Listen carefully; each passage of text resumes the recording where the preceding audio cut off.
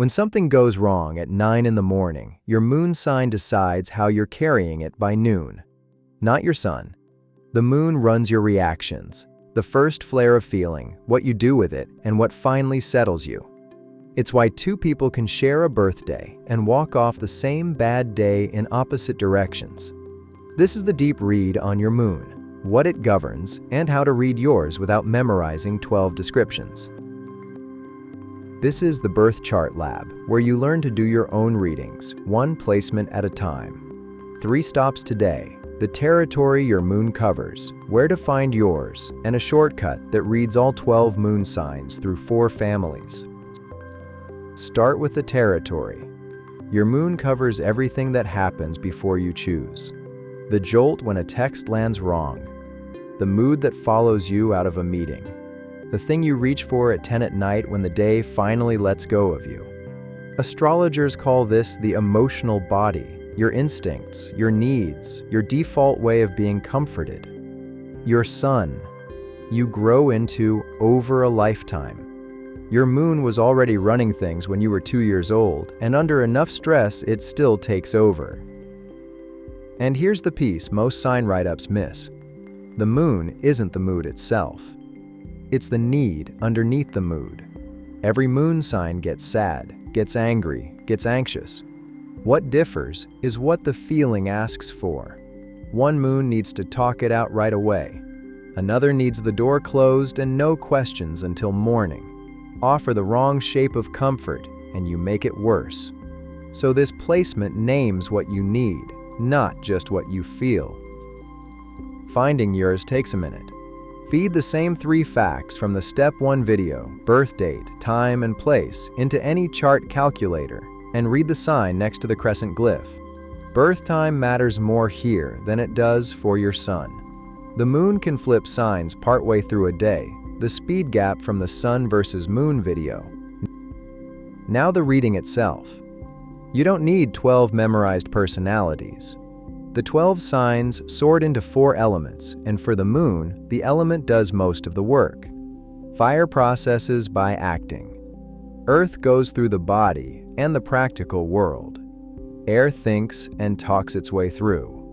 Water feels all the way to the bottom. Learn the 4 styles, then let the specific sign sharpen the picture. Element first, sign second. It's how a working astrologer reads a moon cold. Fire moons, that's Aries, Leo, and Sagittarius, feel fast and out loud. Emotion arrives as heat, quick to flare, quick to burn through, rarely held overnight. When a fire moon is hurting, sitting still is the worst prescription. They settle by moving, doing, fixing, going. If your worst days end with a long walk, a workout, or finally just doing the thing, you may be looking at your moon. Earth moons, Taurus, Virgo, and Capricorn feel through the body and the routine. Emotion registers as tension, appetite, sleep, the state of the kitchen. They steady themselves with something they can touch. A meal cooked properly. A tidied room. A list with boxes to tick. Slow to rattle, slow to release. If your answer to a hard week is order, food, or work you can point at, that's an Earth moon signature. Air moons, Gemini, Libra, and Aquarius feel by naming. A feeling stays fog until it becomes words, so they reach for the phone, the group chat, the long shower monologue. Distance helps too. Step back far enough, and the emotion turns into something they can think about. If you don't know what you feel until you've said it to somebody, you're reading the air family. Water moons, Cancer, Scorpio, and Pisces feel everything at depth, including what belongs to other people. They absorb the mood of a room and carry it home. Recovery is private, one trusted person, or nobody at all, and time for the tide to go back out. If a crowded day drains you for reasons you can't itemize and solitude repairs it, water is the family to check first. Watch it work on a real chart. Maya, the example this series keeps returning to, has her moon at 25 degrees Cancer. Water family, so start there. Deep feeling, absorbs the room, restores in private. Then sharpen with the sign. Cancer is the sign the moon itself rules, so the water style runs undiluted. She reads the people around her before anyone speaks, and home is less a place than a requirement. Family gets you most of that red.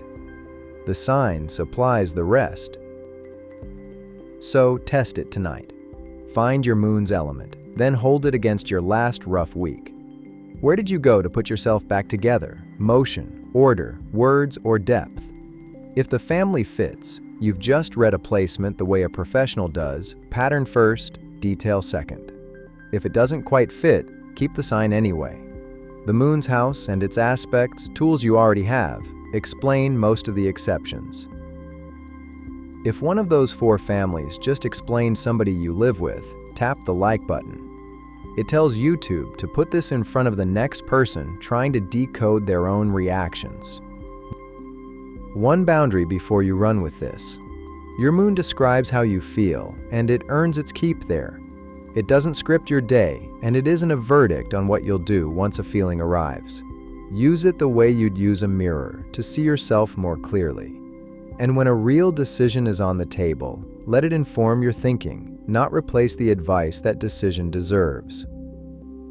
The short version. The moon governs the reflex layer, what you feel first, what you need, and what puts you right again. Read it element first. Fire acts, earth steadies, air names, water absorbs, then let the sign sharpen it. And check your birth time, because the moon doesn't sit still long enough to guess. Maya's chart in this video came out of MysticAlmanac. Free link in the description. Next on the channel, another piece of the wheel gets the same treatment.